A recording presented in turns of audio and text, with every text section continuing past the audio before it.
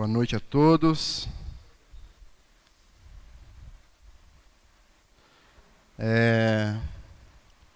Estamos reunidos novamente, né?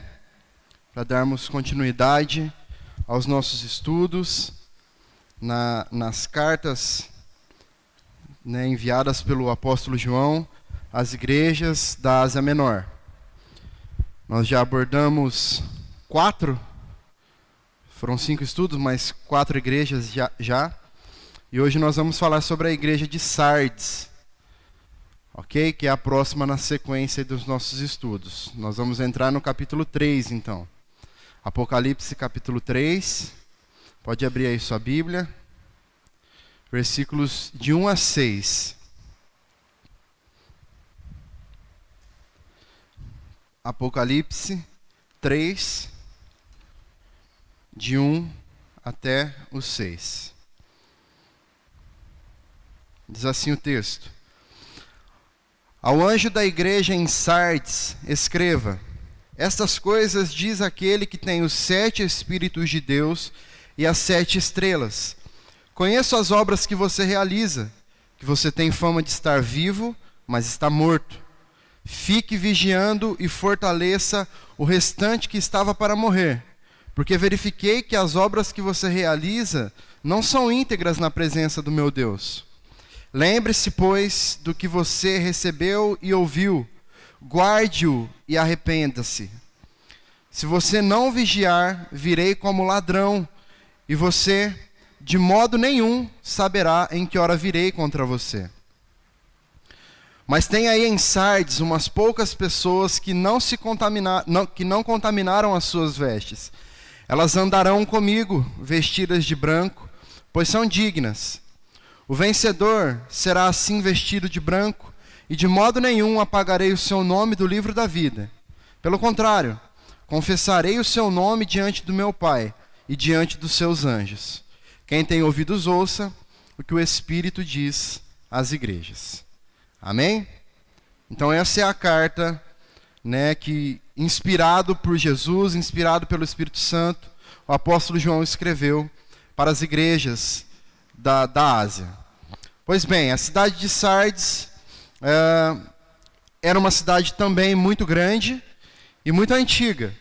E nos seus tempos áureos, digamos assim, os cidadãos de Sardes, eles se orgulhavam por morarem em um lugar muito seguro, em um lugar onde era considerado até como uma verdadeira fortaleza, onde era muito difícil de ser invadido, era muito difícil de que em meio a guerras as pessoas tomassem aquela cidade de alguma forma. E na verdade por muito tempo a cidade de Sardes ela foi praticamente inconquistável. Ninguém era capaz de tomar aquela cidade das mãos dos cidadãos dali. Por quê? Porque ela era cercada por muitas rochas, por muitas montanhas, que dificultava o acesso. Né? Até que as pessoas pensassem em subir essas montanhas, ultrapassar essas montanhas, os cidadãos de Sardes já estariam preparados, né? Obviamente. Então era muito difícil que isso acontecesse. Porém, nesse período bíblico, aqui é onde João escreve essas cartas, Sardes já não vivia mais os seus melhores momentos, porque mesmo com tanta dificuldade assim, por 2 vezes a cidade de Sardes foi invadida e ela precisou ser reconstruída, porque ela foi levada à ruína. Então mesmo com tanta dificuldade, isso aconteceu. E como era comum ali nas cidades do Império Romano, e também nas outras cartas que nós estudamos, Sardes também era uma cidade idólatra, uma cidade que tinha o seu comércio baseado na idolatria e tinha os cultos pagãos também, era muito comum ali. E diante disso, a igreja ali também acabava sendo, de certa forma, influenciada por essas práticas, por esses cultos e por tudo que acontecia ali. A religião romana era algo muito forte, o culto ao imperador, e além disso, a deusa Ártemis, que era a deusa grega da caça, da natureza e da castidade, também era considerada a deusa protetora das mulheres, das crianças e dos nascimentos era cultuada também naquela cidade ali. Quanto à fundação da igreja de Sardes, nós também não temos a informação de quem fundou aquela igreja, mas também é muito provável que tenha sido o apóstolo Paulo ou algum de seus discípulos, alguma pessoa que havia sido evangelizada por ele. Ok? Pois bem, como já é de praxe aí, né, todas as cartas começam com Cristo se apresentando, depois ele às vezes ele elogia, né, essa igreja, depois ele vai instruir, ele vai criticar e ele vai trazer uma promessa, né? E na carta para Sardes não é muito diferente, isso acontece. Porém, a igreja de Sardes, ela recebe talvez a crítica mais pesada de Jesus, a crítica mais séria de Jesus. A igreja de Sardes era uma igreja que aos olhos de Cristo estava morta. Então, imagine se você, recebendo uma carta do seu Deus, daquele que você tem colocado a sua devoção há tantos anos, dizendo que você é parte de uma igreja morta. Isso acho que colocaria um grande ponto de interrogação na nossa cabeça. Como que eu faço parte de uma igreja morta há tantos anos, eu estou aqui, eu vivo aqui, né? E mesmo assim, para Deus, somos uma igreja morta? Essa era a igreja de Sardes aos olhos de Cristo. Então nós vamos ver primeiramente Jesus se apresentando. De que maneira ele se apresenta? Ele se apresenta como sendo aquele que tem os 7 Espíritos de Deus e as 7 estrelas. O que isso significa? O número 7, na linguagem do Apocalipse, aqui na simbologia do Apocalipse, ele vai indicar sempre algo perfeito. É o número da perfeição. Correto? Então, quando Cristo usa essa expressão 7 Espíritos, ele faz uma referência aqui à plenitude do seu próprio Espírito. Ele quer dizer que ele é aquele que é perfeito. O Espírito pelo qual falava a eles era perfeito. Certo? E a expressão 7 estrelas é uma referência aos ministros, né? Aqueles que eram responsáveis pela propagação do Evangelho, pela pregação do Evangelho. Então, essas pessoas que são designados como instrumentos para a proclamação do Evangelho, que também eram responsáveis por gerar vida. Então, perceba, Cristo ele se apresenta como Espírito que é perfeito, ou seja, sendo o único que é capaz de fazer uma igreja morta reviver, e ele se apresenta como sendo também as 7 estrelas. Ou seja, ele se apresenta como sendo a razão, o motivo. Não só isso, mas aquele quem leva a mensagem do Evangelho às pessoas para que elas possam reviver. Através dos seus ministros, através dessas estrelas citadas aqui por ele. Certo? Então, Cristo ele se declara aquele que é perfeito e que através dessa perfeição que ele pode trazer de volta à vida aqueles que já morreram. E além disso, ele diz também ter o controle nas suas mãos sobre aqueles que são responsáveis por transmitir a palavra do Evangelho a essas pessoas. Então Jesus ele está mostrando aqui para a igreja de Sardes e para nós também que além de ele ser a própria palavra da vida, o Espírito da vida, ele também é aquele que transmite a vida através da sua palavra e através dos seus ministros, através daqueles que ele escolheu para ser as estrelas que levariam essa luz para as pessoas. Ok?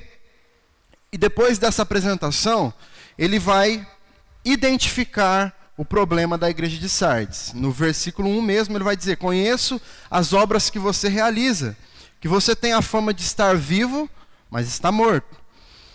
A igreja de Sardes, ela tinha uma reputação perante a sociedade, perante as pessoas que a viam de fora, muito boa. Mas a sua reputação perante Deus era completamente destruída, decaída. Sardes era uma igreja badalada. nós podemos dizer assim, uma igreja muito grande, uma igreja bem vista, bem apresentada, uma igreja bem posta diante da sociedade, uma igreja em que os seus ministérios transbordavam de pessoas para trabalhar, para fazer as coisas. Porém, era uma igreja que vivia de aparências. Uma igreja que se pintava a mais perfeita, a mais bonita e a melhor. Mas era tudo aparência. Então, enquanto as pessoas podiam ver externamente, de fora, ver uma igreja com aparência de espiritualidade, de devoção a Deus, Cristo, aquele que tem os olhos como chama de fogo, capaz de perpassar tudo em nós, de enxergar tudo em nós, ele enxergava quem de fato era a igreja de Sardes. Que apesar dessa aparência bonita, que apesar dessas obras aparentes, estava morta, estava definhando. E isso de fato era a verdadeira condição da igreja de Sardes. Para Cristo o que importa é de fato quem nós somos e não aquilo que nós fazemos, ou aquilo que nós aparentamos ser. Porque ele sabe que quem nós somos é de fato a verdade sobre nós. E essa fala de Jesus em relação à igreja de Sardes, ela nos faz lembrar uma repreensão do próprio Jesus aos fariseus, lá no livro de Mateus, quando ele chama aqueles fariseus de sepulcros caiados, que por fora eram bonitos, bem cuidados, mas por dentro estavam cheios de ossos mortos e cheios de toda imundícia. Então nós podemos fazer essa relação entre a igreja de Sardes e entre os fariseus, dos quais Jesus exortou também. Então, irmãos, Sardes era uma igreja que não incomodava o mundo. Na verdade, Sardes era uma igreja que, ao invés de transformar a cultura daquelas pessoas que estavam à sua volta, ou simplesmente transformar a cultura dos seus próprios membros, era uma igreja que era transformada pela cultura que vinha de fora, pelo pecado que vinha de fora. Então, depois disso, depois de apresentar a condição deles mesmos, que talvez eles mesmos nem estavam enxergando, Jesus ele vem com a instrução. Depois de uma dura repreensão, onde Cristo demonstra a falsidade, a hipocrisia daquele povo, na sua carcaça, mostra a máscara deles, arranca a máscara deles para mostrar quem de fato eles eram, ele vem com uma instrução então. Cristo chama os crentes da igreja de Sardes ao arrependimento. Mais uma vez, mais uma igreja sendo chamada a se arrepender. Aquela igreja, ela tinha que mudar de forma radical. Ela precisava mudar quem ela era. Ela precisava mudar o seu íntimo. Ela precisava mudar o interior. Ela precisava mudar de dentro para fora. Ela precisava despertar. E ela precisava ser fortalecida, porque ela estava prestes a morrer. Os poucos que ali ainda estavam prestes a morrer. E a urgência disso fica claro quando no versículo 2, Jesus ele afirma que não tinha achado íntegras as obras deles diante de Deus. Correto? Então, exteriormente, a igreja de Sardes, ela se comportava cumprindo com todos os requisitos, com todos os costumes religiosos. Eles se comportavam obedecendo às tradições, às formalidades, às celebrações dali do meio do povo de Deus, as práticas, a liturgia da igreja ali. Eles praticavam tudo isso, eles obedeciam tudo isso. Só que o seu culto, de fato, era vazio.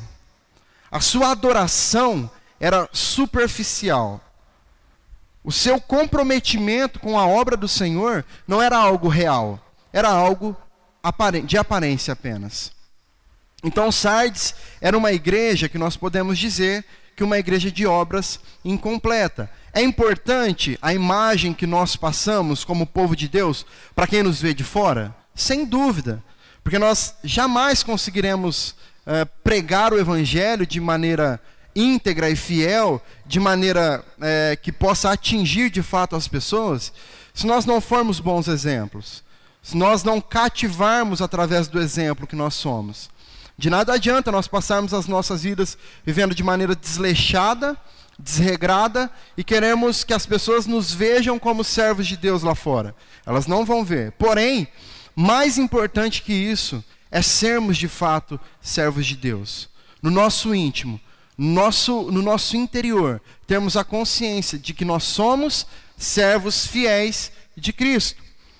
Porque vai ser muito fácil, irmãos, porque a partir do momento que nós somos, nós transparecemos isso, nós demonstramos isso. Ok? Então, diante disso, eu gostaria de fazer uma observação. É muito importante nós pensarmos em algo. O culto da igreja de Sardes era um culto vazio. Que tipo de culto nós temos prestado a Deus? Essa é a pergunta que nós precisamos nos fazer. Nós estamos prestando um culto digno de ser recebido por Ele? Ou nós temos sido como a igreja de Sardes, que prestava um culto vazio? Nós definitivamente não podemos mais sair das nossas casas, entrarmos dentro de um prédio como este, onde se diz igreja, um templo religioso, como se nós estivéssemos entrando num lugar qualquer. Como se nós estivéssemos entrando, sei lá, numa lanchonete, em um shopping, em qualquer lugar. Nós não podemos sair das nossas casas dizendo que nós vamos cultuar a Deus, chegarmos aqui e fazermos deste lugar de culto como se fosse uma feira livre, onde nós chegamos do mesmo jeito, fazemos as mesmas coisas, sequer temos a consciência do que viemos fazer aqui. É algo tão automático que nós simplesmente vamos. E aqui a gente demora a entender o que nós viemos fazer aqui. A gente demora para pegar no tranco, para entender, opa, não, começou o culto. Por vezes nós vemos os pastores aqui na frente chamando a atenção das pessoas para que elas, parem de falar, para que elas falem mais baixo, para que elas entendam que este é o momento de cultuar a Deus.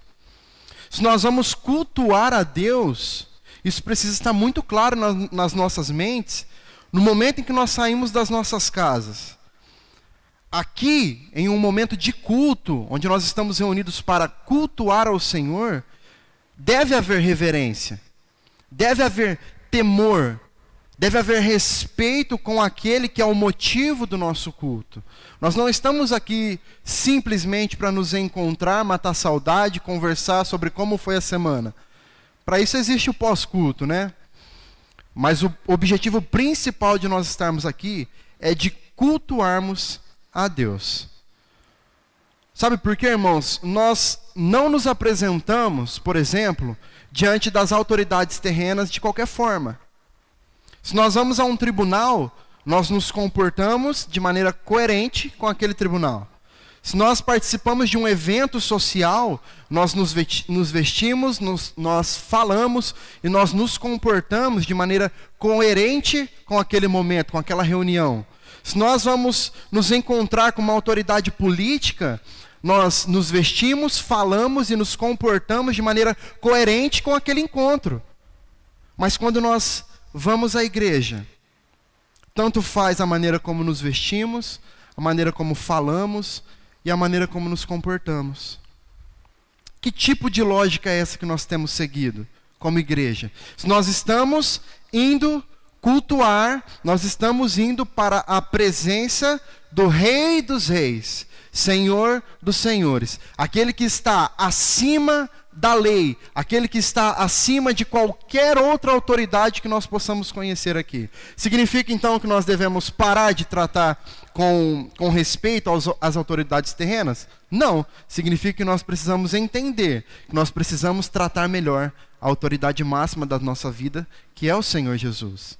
Nós estamos nos reunindo para prestar um culto a Ele, nós precisamos entender na presença de quem nós estamos. Ok? Só que isso reflete na nossa vida diária. Essa é a diferença. Porque quando nós nos encontramos com autoridades terrenas, Nós podemos passar o nosso dia de qualquer forma. E quando nós vamos nos encontrar, nós nos preparamos. Tomamos um banho, trocamos de roupa e vamos até o encontro dessas pessoas. Mas Deus, nós estamos com Ele o tempo todo. Ou melhor, Ele está conosco o tempo todo. Nós é quem nos esquecemos. E disso, irmãos, eu não estou me referindo às roupas que nós usamos, ou a maneira como nós falamos. É óbvio que nós sabemos que para cada lugar, para cada ocasião, existe um tipo de comportamento visual e humano que nós devemos ter, óbvio. Mas diante do Senhor, como nós temos nos portado? Nós temos, de fato, agido com aquele que é o Rei dos Reis, Senhor dos Senhores, o tempo todo, da maneira como Ele merece, com a dignidade que Ele merece? Essa é uma questão que nós precisamos trazer para as nossas vidas. Por outro lado, irmãos, eu também gostaria de enfatizar algo. Porque muito se confunde a aparência espiritual, o barulho que nós fazemos, talvez, com o quão santos nós somos. Então, nós nos apresentamos, nós vamos à igreja e nós choramos, nós ajoelhamos, nós levantamos as nossas mãos, batemos palmas, damos glória a Deus, aleluia, oramos em línguas estranhas. Mas de que adianta nós fazermos tudo isso, se tudo isso for apenas fruto da nossa emoção? Se tudo isso for apenas fruto da nossa vontade de mostrar o quão santos nós somos? Deus não está interessado, irmãos, em nenhum dos dois tipos de culto. Nem desse que aparenta ser santo demais, e nem daquele que não se preocupa nem um pouco com a santidade. Romanos 12:1 diz assim: portanto, irmãos, pelas misericórdias de Deus, peço que ofereçam o seu corpo como sacrifício vivo, santo e agradável a Deus. Este é o culto racional de vocês. Este é o culto que Deus quer de nós. Quando o apóstolo Paulo diz que nós devemos nos oferecer a Deus como sacrifício vivo, ele está fazendo um contraste com o culto do Antigo Testamento, onde se sacrificava um cordeiro, para que os pecados fossem remidos, para que a adoração a Deus fosse prestada. No entanto, agora, irmãos, Deus não quer morte como sacrifício. Deus quer vida como sacrifício.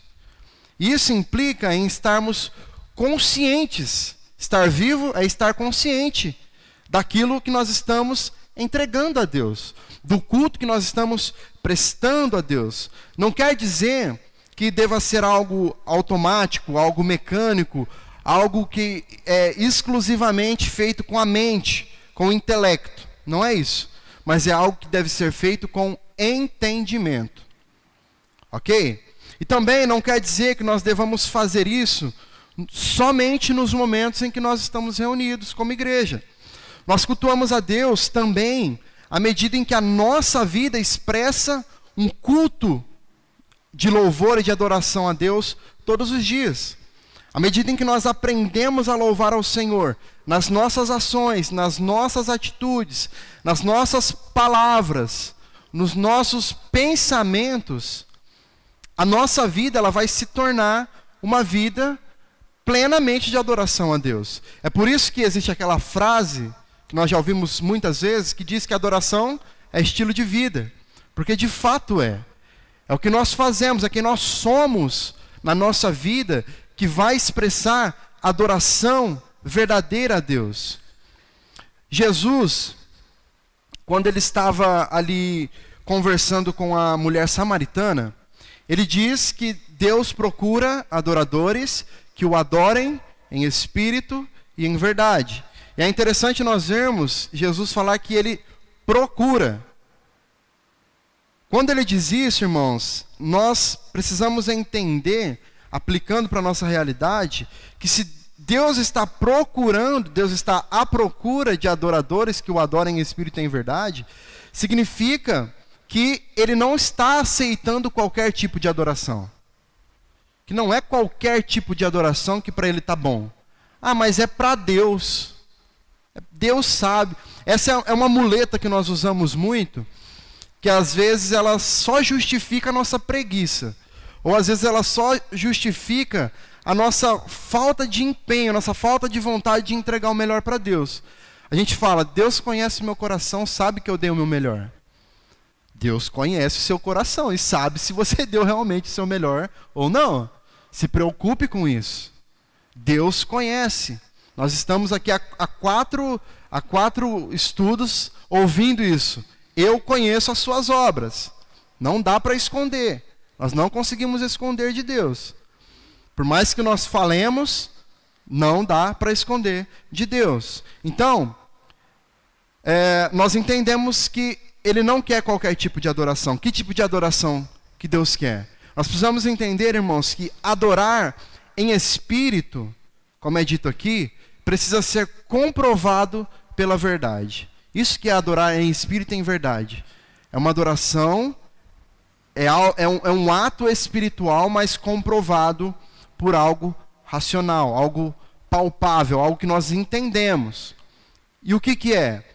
A verdadeira adoração, irmãos, ela está completamente submetida às verdades que são transmitidas a nós através da palavra do Senhor. Adorar em espírito, portanto, não pode ser confundido com sentimentos, com emoções, com o quanto nós estamos chorando aqui, com arrepios, com as vozes que nós achamos que ouvimos nos nossos corações. Adorar em espírito é adorar dentro dos padrões bíblicos do que é adoração. E é aí que se encontra a verdade. É óbvio, irmãos, que existe um certo nível de sentimento, de emoção, que coopera para o momento da adoração. Porque, de fato, quando nós estamos mais sensíveis, é mais fácil de nós nos abrirmos, nós buscarmos verdadeiramente a Deus. Só que isso não pode ser aquilo que vai basear a nossa adoração a Deus. A base, que vai dar estrutura para a nossa adoração a Deus é a verdade da sua palavra. E de que maneira nós fazemos isso? Colossenses 3,17 vai dizer: e tudo o que fizerem, seja em palavra, seja em ação, façam em nome do Senhor Jesus, dando a Ele graças a Deus Pai. Nós praticamos a boa adoração, irmãos, quando em nome de Jesus nós rendemos a Deus o nosso culto racional, que significa compreender as obras de Cristo. Oferecer a Ele um culto racional é cultuar ao Senhor se lembrando do que Ele fez por nós na cruz, da sua redenção, do seu sacrifício por nós. Esse tipo de adoração é o tipo de adoração que vai destacar ainda mais a soberania de Deus, que vai colocar Deus no centro do nosso culto, que vai fazer com que nós adoremos a Ele e tudo o que acontecer aqui seja voltado para a honra e glória do Senhor. Nós precisamos perder o costume que temos de irmos à igreja buscar algo, buscar receber algo. Culto não é para receber, irmãos. Culto é para entregar. Quando nós falamos que nós vamos cultuar. Então, cultuar é isso, é entregar. Não é Deus que está nos cultuando, somos nós que estamos cultuando a Deus. Só que Ele é tão bom e tão misericordioso que enquanto nós cultuamos a Ele, Ele nos abençoa pela sua misericórdia. O problema é que quantas vezes nós saímos do culto insatisfeitos com o culto porque nós não sentimos nada ali. Porque não senti nada hoje, parece que está tudo tão frio. Nós falamos isso constantemente, irmãos. Parece que não fluiu. A gente precisa ter um pouco de critério ao dizer que não fluiu alguma coisa. Espera lá, eu estou indo prestar um culto a Deus. Cabe a mim fazer algo para que flua o meu culto a Deus. Cabe a mim me entregar verdadeiramente em um culto racional, entendendo que estou aqui pela obra salvadora, redentora, pelo sacrifício que Jesus fez na cruz, e estou aqui em gratidão a isso. Estou aqui para louvá-lo, para engrandecer o nome dele, e além de tudo, além de ter esse privilégio, porque é um privilégio para nós, não pense que nós estamos inflando o ego de Deus quando nós estamos adorando, não. É privilégio para nós, porque enquanto nós adoramos, nós somos abençoados por isso ainda. Mas além disso, além desse privilégio, nós teremos o outro privilégio, que é de sermos ministrados pela palavra dele. Ele ainda vai nos ensinar. Além de eu poder estar em um lugar reunido com parte do corpo de Cristo, com os meus irmãos, na comunhão da igreja, podendo desfrutar dessa bênção que nós temos, o privilégio de ter, porque é uma bênção podermos nos reunirmos ainda, nós ainda sairemos daqui com um bônus, o conhecimento do Senhor, que na verdade é a parte mais importante do culto. Nós precisamos, irmãos, ao sair das nossas casas para cultuar a Deus, saímos desejosos por ser contrariados na palavra. É bom sair daqui com aquele sentimento de que, nossa, mas parece que estava me batendo hoje no culto. Parece que eu apanhei no momento da palavra. Se isso acontecer, irmãos, saiba que você está no caminho certo. Saiba que a mensagem que você ouviu foi uma mensagem verdadeira que veio direto do trono de Deus. Porque é impossível, irmãos, que a palavra do Senhor concorde com quem nós somos. É impossível. Porque nós somos, a nossa vida, como nós falamos na semana passada, não há nada em nós que nos faça buscar a Deus. Então, se não há nada em nós que nos faça buscar a Deus, as nossas atitudes, o nosso coração, ele é completamente contrário ao que Deus nos ensina. Foi a frase que eu citei ontem, na última aula também, do João Calvino, onde ele diz que tudo de bom que você vê em mim é Deus. Tudo de mal que você vê em mim sou eu mesmo. Então é isso, irmãos. Se você estiver em um lugar onde a mensagem do Evangelho está dizendo o quanto você é bom, o quanto você só é amado, o quanto está tudo bem, o quanto vai dar tudo certo, desconfie. Desconfie. Porque nenhuma das pessoas que são referências para nós e para o cristianismo viveram essa facilidade toda. Porque nós viveríamos. Será que nós somos tão preferidinhos de Deus assim? Eu acho que não, irmãos. Eu acho que nós estamos devendo e muito a Deus. Uma frase de um pastor chamado John Piper diz assim: a verdadeira adoração é a resposta do coração à compreensão, ou seja, ao entendimento da mente, quando ela entende e valoriza Deus corretamente. E valorizar, entender Deus corretamente, é entender quem Ele é, o que Ele já fez para que nós estivéssemos aqui. E a partir deste momento, irmãos, as nossas ações, as nossas atitudes adorarão a Ele no nosso dia a dia. Está dando tudo errado, mas glória a Deus, porque o Senhor está me ensinando algo aqui. Está dando tudo errado, mas amém, porque Deus está no controle e Ele permitiu que eu chegasse até aqui. Esse é o pensamento que adora a Deus. É o pensamento que coloca Deus no centro de todas as coisas. É aquilo que eu já comentei isso uma vez. Às vezes a gente vive como se Deus estivesse numa batalha com o diabo, brigando ali para ver quem vai ganhar a luta. Mas isso não existe, irmãos. Isso não existe. O diabo é um cachorrinho na coleira de Deus. E ele não faz absolutamente nada sem a permissão de Deus. Nada. Então, as dificuldades que nós passamos, tudo isso tem um propósito. Deus quer nos tratar, Deus quer nos ensinar. E é por isso que Ele precisa ser adorado. É por isso que Ele precisa ser engrandecido.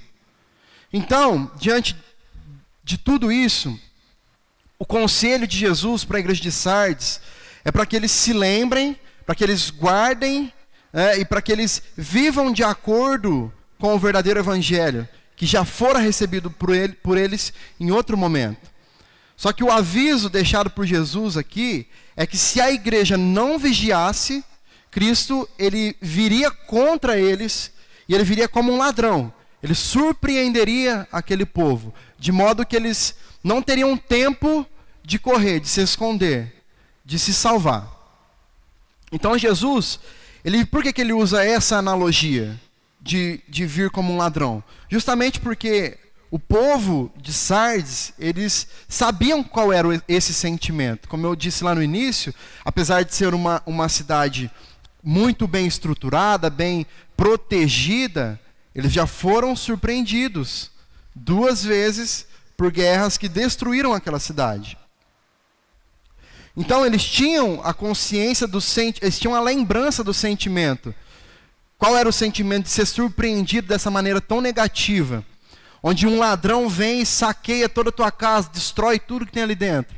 Então eles já sabiam. É por essa razão que Jesus diz a eles que se eles não se arrependessem, ele viria como um ladrão. E da mesma maneira como eles não estavam esperando, da mesma maneira como eles estavam pensando estar sempre protegidos, como eles pensavam que estavam, e por isso abaixaram a guarda, eles seriam surpreendidos também por Cristo. Mas essa surpresa seria muito pior. Então, quando Jesus ele cita essa analogia, a ideia é de fazer com que eles sintam mesmo na pele isso, que eles entendam exatamente o que aconteceu ali, o que iria acontecer com eles. Mas depois disso, Cristo apresenta uma promessa. Primeiro, Cristo diz que, apesar do ambiente de morte espiritual que a igreja de Sardes vivia naquele momento, havia ali umas poucas pessoas que não se contaminaram, que não contaminaram as suas vestes. E essas poucas pessoas, irmãos, sem dúvida, eram os crentes genuínos que estavam ali, que viviam no meio deles, que não tinham se conformado ao mundo. Eram pessoas que viviam as suas vidas sendo luzes, ainda que sozinhas, eles continuavam brilhando naquela cidade, no meio das trevas que era a cidade de Sardes. Inclusive, nessa frase, a expressão original ali, o sentido é de que havia naquelas cidades, não alguns, mas uns poucos nomes, o termo original vai dizer isso, uns poucos nomes que ainda eram fiéis a Deus. Isso é magnífico de nós pensarmos, irmãos, porque nós entendemos com isso, que Deus conhece a cada um dos seus filhos pelo nome. E é por isso que ele tem esses nomes escritos no livro da vida, porque ele conhece cada um pelo seu nome. E de forma pessoal, de forma individual, ele falará, ele citará esses nomes perante Deus e os seus anjos. Isso é incrível. Nós precisamos estar sedentos por viver esse momento. E aí Jesus ele promete a estes poucos cristãos então, poucos mais verdadeiros, que eles andariam de branco na glória juntamente com ele.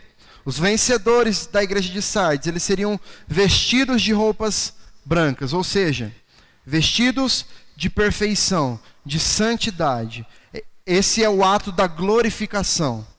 O momento em que nós teremos as nossas vestes trocadas, os nossos corpos glorificados, demonstrando a santidade que habitará em nossos corpos. E além disso, ele também promete que jamais apagaria os seus nomes do livro da vida. É importante nós entendermos aqui, irmãos, que Jesus faz uma promessa e não uma ameaça. Nós entendemos que os verdadeiros cristãos já pertencem ao Senhor. Não é que ainda virão a pertencer. Eles já pertencem ao Senhor. E a verdade é que o próprio Senhor já conhece cada um pelo nome e citará diante do Pai o nome de cada um deles. É algo já concretizado, não é algo que ainda está por vir. E por fim, nós podemos dizer que a correção e a promessa do Senhor para a igreja de Sardes não foram apenas para a igreja de Sardes. Elas se aplicam a nós. Elas são válidas a nós, como igreja. Àqueles que ainda virão a ser igreja. Tudo isso deve, não só pode, mas deve ser aplicado a nós. Ser vivido por nós. E eu gostaria de fazer 2 aplicações aqui para nos fazer pensar. A primeira delas: qual tem sido a nossa fama diante do Senhor? Estamos vivos ou estamos mortos? Pensar nessa questão, irmãos, não pode ser algo superficial ou só um exercício de consciência. Porque independentemente, entenda isso, independente de qual seja a nossa conclusão sobre estarmos vivos ou estarmos mortos, Deus já sabe a verdade. Deus já conhece a verdade. Então não adianta, se nós crermos que estamos vivos e de fato estivermos vivos diante do Senhor, amém. Mas se nós crermos que estamos vivos, mas diante do Senhor estivermos mortos, nós somos como a igreja de Sardes. Nós somos um sepulcro caiado. Deus já sabe, Deus conhece. E o que Cristo diz à igreja de Sardes, no versículo 1, é que Ele já conhece, é justamente isso. Ele já conhece quais são as obras apresentadas por eles. Diferentemente das outras cartas que nós vimos, algumas ali, onde conhecer as obras que Cristo diz revela algo bom sobre a igreja, né? Como ele diz em Éfeso, por exemplo, como ele diz a Esmirna, né? Que ele conhece as obras, sabe que são boas, né? Aí depois ele vai fazer os ajustes, mas o conhecer as obras normalmente é bom. Nesse caso, revela algo ruim. Ele diz: eu conheço as suas obras. Você tem fama de estar vivo, mas está morto. Esse era o conhecimento de Deus sobre as obras deles. Então, o conhecer de Deus para Sardes era o motivo de desespero deles. Era o motivo pelo qual eles estavam muito próximos de serem condenados. E perceba, Jesus tem o total conhecimento de tudo que acontece nas nossas vidas. Absolutamente tudo. Tanto naquilo que diz respeito às nossas práticas externas, quanto aquilo que diz respeito às nossas práticas internas, que ninguém mais vê, que só nós vemos. Quando nós trazemos essas palavras de Cristo para a igreja de Sardes, para a nossa realidade, nós vamos encontrar, irmãos, com muita facilidade, grandes instituições, grandes templos, grandes investimentos em estrutura, em áudio, em tecnologia. Nós vamos encontrar grandes públicos participando de cultos, de reuniões. Nós vamos encontrar tudo isso. E tudo isso, às vezes, traz aos nossos olhos, aos olhos de quem está de fora, uma admiração, de certa forma. Traz o entendimento de que aquela igreja está rompendo, está cheia, está acontecendo, está fazendo as coisas acontecerem, eles estão prosperando financeiramente, né? Aquela igreja está crescendo. Só que por outro lado, irmãos, a realidade que por muitas vezes vem à tona e chega ao nosso conhecimento é de igrejas desses padrões, envolvidas em grandes escândalos dos mais diversos, envolvidas escândalos com membros, escândalos com líderes, com pastores. Eu não estou falando que é uma regra, tá? Não é isso, eu estou dando um exemplo do que acontecia em Sardes e que hoje nós vemos acontecer muito, muito nos nossos dias. Grandes instituições falidas espiritualmente. Ricas externamente, ricas materialmente, mas espiritualmente mortas, assim como a igreja de Sardes. Lugares que aparentam ter boas obras, lugares que fazem programações, que fazem encontros, que fazem congressos, que trazem grandes nomes da música gospel, grandes nomes das pregações gospel por aí, mas que na verdade são igrejas mortas diante de Deus. Porque se corromperam com os padrões do mundo, se corromperam diante do verdadeiro evangelho de Cristo. Fizeram muitas e muitas concessões para encher os seus templos de gente. Abriram mão da verdade para simplesmente ter mais uma cadeira cheia nos seus templos. É muito comum isso acontecer nos nossos dias. Como eu disse, não é uma regra, mas é algo que de fato acontece e todos nós já vimos ou ouvimos algo desse tipo nos nossos dias. Talvez isso te assuste um pouco. Só que essas igrejas, irmãos, elas prestam um desserviço para o reino. Eles não estão contribuindo para o reino. Na verdade, eles estão contribuindo para que muitas pessoas sejam enganadas através de doutrinas de Satanás, que no final estarão indo para o inferno. Igrejas estão criando membros para acreditarem que o evangelho ele está baseado no valor da oferta que eles dão. Igrejas criando membros que reduzem Deus ao gênio da lâmpada que está ali à nossa disposição para atender os nossos desejos idólatras e egoístas. Igrejas que estão criando pessoas que não sabem ouvir um não de Deus. Igrejas que estão criando seguidores de Balaão, dos Nicolaítas e de Jezabel. Isso é muito sério, irmãos. Isso é muito, muito importante de nós entendermos. Por quê? A verdadeira igreja de Cristo é a que de fato é a porta estreita. A porta larga cabe muita gente. O caminho que leva para o inferno, que é o caminho largo, é esse caminho de facilidades. É este caminho de concessões. É este caminho de troca daquilo que fere por aquilo que sabe quando você faz um machucado profundo e ao invés de você ir no médico, tomar uma anestesia, costurar aquilo, você coloca um band-aid por cima? É isso. Esse evangelho pregado desta maneira está piorando as feridas das pessoas. Está tapando ali de forma superficial, para que as pessoas não vejam mais esses problemas, essas feridas, mas que por dentro está matando elas. Esse evangelho, irmãos, não é o evangelho de Cristo. É esse evangelho que está sendo combatido por Cristo, em todas as cartas que nós estamos estudando.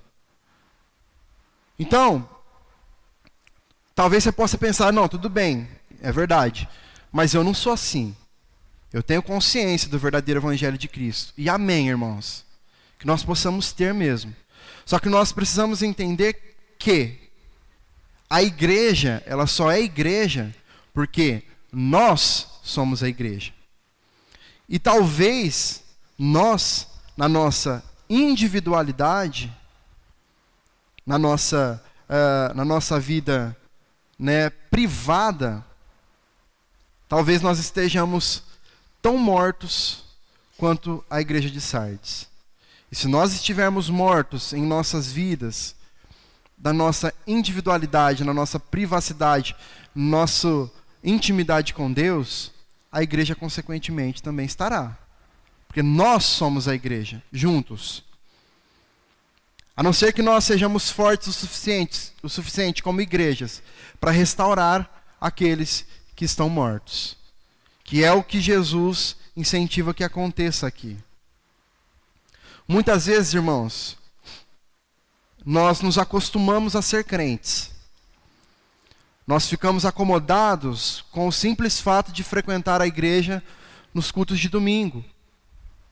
Ou então nós nos sentimos crentes demais só porque nós vamos a todos os cultos, porque nós participamos de todas as reuniões, de todas as celebrações, nós participamos das visitas, nós somos diáconos, nós somos presbíteros, nós somos líderes, nós participamos de todas as programações da igreja. Só que se durante a semana nós não pegarmos a nossa Bíblia para estudarmos, nós não tivermos um tempo, um período de qualidade para orarmos ao Senhor, se nós não sermos bons cidadãos, bons maridos, boas esposas, bons filhos, bons funcionários, bons patrões, e se nós não exercermos o cristianismo no ordinário, na vida ordinária, no comum, assim como aqueles fariseus, nós estaremos sendo como sepulcros caiados. Assim como a igreja de Sardes, nós estaremos sendo pessoas que vivem um evangelho de aparência, mas que no nosso íntimo, no nosso interior, estamos mortos diante do Senhor. E a segunda coisa que eu gostaria de aplicar: nós devemos estar arrependidos, atentos e vigilantes para que nós não sejamos surpreendidos por aquele que virá como um ladrão. 1 Tessalonicenses, capítulo 5, dos versos 2 ao 4, diz assim: porque vocês sabem perfeitamente que o dia do Senhor vem como um ladrão à noite. Quando andarem dizendo paz e segurança, eis que lhes sobrevirá repentina destruição. Como vêm as dores do parto à mulher que está para dar à luz, e de modo nenhum escaparão. Mas vocês, irmãos, não estão em trevas, para que esse dia os apanhe de surpresa como ladrão. No decorrer aqui do texto de Apocalipse, que nós estudamos aqui, nós vemos Jesus exortando a igreja de Sardes com respeito à forma como eles estavam vivendo, correto? E toda essa exortação, ela atinge o seu ápice quando Jesus, ele deixa claro a eles as consequências que eles teriam caso não se arrependessem. Então Jesus deixa claro que se eles não se arrependessem, eles seriam surpreendidos por ele que viria como um ladrão, na calada, sem que eles percebessem. E então, é isso que Jesus está falando para aqueles que não estivessem preparados. O fato é, irmãos, que o ladrão, ele só surpreende uma casa desprevenida, correto? O ladrão, ele só surpreende aquele que não está preparado. Dificilmente, acontece, mas dificilmente nós vamos ver um ladrão invadir uma casa onde ele sabe que está cheia de pessoas preparadas, às vezes armadas, e para roubar, para saquear aquela casa. É muito mais comum nós vermos um ladrão entrar em um lugar que está sozinho, atacar pessoas desprevenidas, correto? Paulo, aqui no texto de Tessalonicenses, ele define esse não estar preparado como sendo aqueles que vivem nas trevas, aqueles que vivem distraídos. E Paulo, ele usa aqui um exemplo claro para descrever aqui aos Tessalonicenses que se eles não estivessem preparados, que aqueles que vivem nas trevas certamente seriam surpreendidos. E aí ele usa o exemplo de uma mulher que está para dar à luz. Tão certo quanto são as dores do parto, vocês também serão surpreendidos, aqueles que vivem nas trevas. Então é algo claro, é algo objetivo, é algo que não é uma possibilidade, é uma realidade, vai acontecer. Aqueles que estiverem em trevas, andarem em trevas, despreparados, sofrerão a surpresa desagradável de se encontrar com Jesus. Mas existe uma escapatória. O versículo 4 diz que aqueles que não estão nas trevas não serão surpreendidos. Então, isso também é uma certeza. tal qual a certeza daqueles que serão surpreendidos por viverem nas trevas, é também aqueles que não serão surpreendidos porque estão na luz. Correto? O ladrão só vem para os que estão despreparados. E nós? Como nós estamos? Nós estamos preparados? Nós nos encontramos convictos de fato que nós não seremos surpreendidos pela volta de Cristo? Ou não? O conselho que Jesus dá para a igreja de Sardes, irmãos, que é o conselho que nós precisamos trazer para as nossas vidas, para nunca sermos surpreendidos pelo ladrão, é que eles se lembrem do que eles receberam, que eles guardem isso e que eles se arrependam. Mas o que eles receberam? Aquela igreja, aqueles irmãos, eles receberam a mensagem do Evangelho, a mensagem das boas novas da salvação. Eles tinham acesso aos verdadeiros ensinamentos de Cristo. E além disso, diante desta carta, eles também estavam recebendo a repreensão de Jesus, o alerta de Jesus. Eles estavam tendo a oportunidade de ver aquilo que Jesus estava alertando eles, recebendo isso e tendo a possibilidade de se arrepender. Para além disso, não foi apenas isso que eles receberam. Eles também haviam recebido, além de receber a mensagem, eles também receberam o portador da mensagem, o próprio Espírito de Deus. É isso que nós recebemos quando nós nos tornamos filhos de Deus. Nós recebemos o seu Espírito. Portanto, lembrem-se do que você recebeu. Lembre-se do que você recebeu. Você recebeu o Espírito de Deus. E este é o maior dom que qualquer cristão já recebeu ou poderá receber. É o próprio Espírito de Deus habitando em nós, guiando os nossos passos. Como nós sabemos, hoje, Deus não habita em templos construídos por mãos de homem. Deus, ele habita em nós, tanto de forma individual, como na reunião do povo de Deus. Então, essa era a mensagem exata que a igreja de Sardes precisava. Era isso que eles precisavam ouvir. E é isso que nós, como igreja de Cristo, hoje precisamos ouvir. Nós precisamos nos lembrar do verdadeiro evangelho de Cristo. Nós precisamos nos lembrar daquele que escolheu morar em nós. Por quê, irmãos? Porque é somente o Espírito Santo de Deus que pode soprar o fôlego de vida em nós. É somente o Espírito Santo de Deus que pode fazer com que aquele que estava morto passe a viver. É muito interessante isso, porque a palavra grega que define espírito e vento é a mesma palavra. Só que em cada contexto ela é aplicada de uma forma. E é justamente sobre isso. Ele é um sopro. O sopro de vida. O Espírito Santo de Deus. Deus soprou nas narinas de Adão para que ele tivesse vida. E é isso que o Espírito Santo de Deus faz em nós. No nosso interior. Ele sopra a sua vida em nós. Então somente o sopro do Espírito é quem pode trazer aquele que está morto para a vida. É somente o agir do Espírito Santo de Deus que pode resgatar uma igreja que tem um culto, uma adoração vazia e trazer de fato para o centro da adoração a Deus. É somente essa ação, irmãos. Sem a ação do Espírito Santo de Deus em nós, nós não conseguiremos.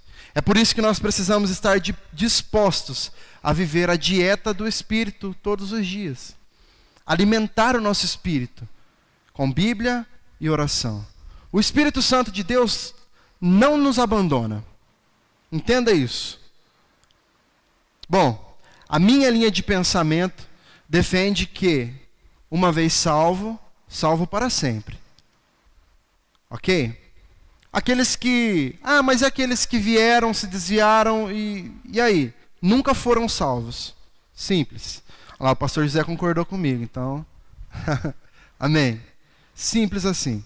Então, o Espírito Santo de Deus nunca deixará o salvo. Só que nós, na Bíblia, temos vários exemplos de citações de, por exemplo, Davi pedindo isso, né, para que Deus não retire dele o seu espírito, mas no sentido de que ele estava se sentindo sozinho por conta do seu pecado. Nós somos incentivados a alimentar o nosso espírito, a fortalecer, a sermos cheios pelo Espírito. Então o Espírito Santo de Deus não nos abandona, mas ele pode ficar apagado em nós, à medida em que as nossas vontades vão se sobressaindo. Por isso que nós temos o dever de alimentar o Espírito. Bíblia e oração. Não tem outra dieta. A dieta do Espírito é uma dieta simples. Bíblia e oração. O problema é que nós não gostamos dessa dieta. O nosso corpo não gosta dessa dieta. Os irmãos que tentam entrar numa dieta sabem o quanto é difícil fazer uma dieta, não é? Não é difícil? É difícil.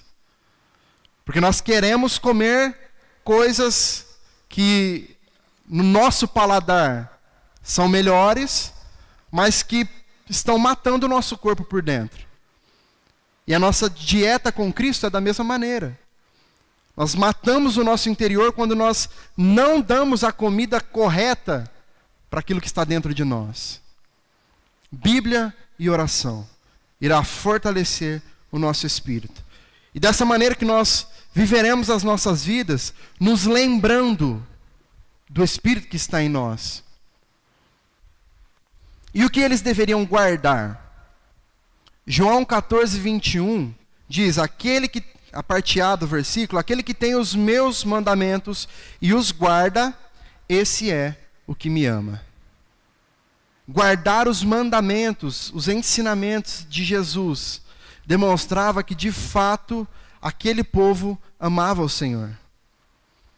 Então é isso que nós precisamos guardar em nós. Nós nos lembramos da mensagem que nos foi pregada, fiel, verdadeira mensagem do Evangelho. Nos lembramos que o Espírito Santo de Deus passou a habitar em nós. E a partir disso, nós nos esforçamos para guardar as leis do Senhor, para guardar os ensinamentos do Senhor. O que vai nos levar ao terceiro ponto, que é o do arrependimento. A igreja de Sardes precisava se arrepender. Por quê? Porque eles eram um povo hipócrita. Eles eram um povo que viviam de forma externa de um jeito, mas o seu interior apresentava outra coisa completamente diferente. Irmãos, é impossível, completamente impossível, nós nos lembrarmos da mensagem do Evangelho, nos lembrarmos do Espírito Santo que habita em nós, nos alimentarmos pela sua palavra, guardar a sua palavra em nosso coração e não nos arrependermos de quem nós somos. É um caminho lógico. Não tem como nós só nos lembrarmos do Evangelho, nós só nos lembrarmos do Espírito, nós só nos alimentarmos da palavra, guardarmos a palavra do Senhor no nosso coração e não nos arrependermos. Se nós não estamos nos arrependendo, significa que nós não estamos fazendo nenhuma das outras coisas. Porque é simplesmente impossível. Por conta daquilo que eu disse há um tempo atrás. A mensagem do Evangelho é contrária a quem nós somos, a quem é o nosso ser, por conta do pecado que habita em nós. Então, nós precisamos nos arrepender.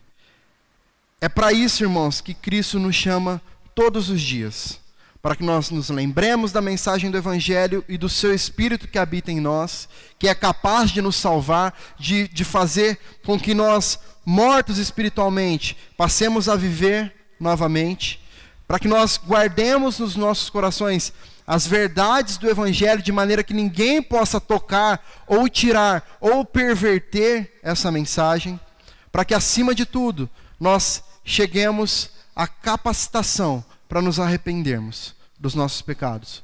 Todos os dias das nossas vidas, nós devemos nos arrepender dos nossos pecados. Às vezes dá até vergonha de orar, de tanto que a gente pede perdão pelos pecados. Mas Deus está disposto a nos ouvir e a nos perdoar constantemente. Sabe por quê, irmãos? Porque Deus não espera que nós sejamos perfeitos, porque Ele sabe que nós não somos. Ele sabe que nós somos corrompidos pelo pecado. Mas Ele espera que nós tenhamos essa consciência, esse entendimento do quão pecadores somos e nos humilharmos diante dEle, diante da presença dEle, nos prostrarmos diante dos seus pés, clamando, pedindo força, pedindo misericórdia, pedindo para que o Senhor renove as nossas forças, para continuar a caminhada. E nós vamos cair de novo. Nós vamos nos arrepender de novo. Essa é a nossa jornada. Enquanto nós estivermos aqui, nós passaremos por esses momentos. Mas, irmãos, que acima de tudo, nós estejamos preparados para não sermos surpreendidos pelo ladrão. Porque é certo que ele virá.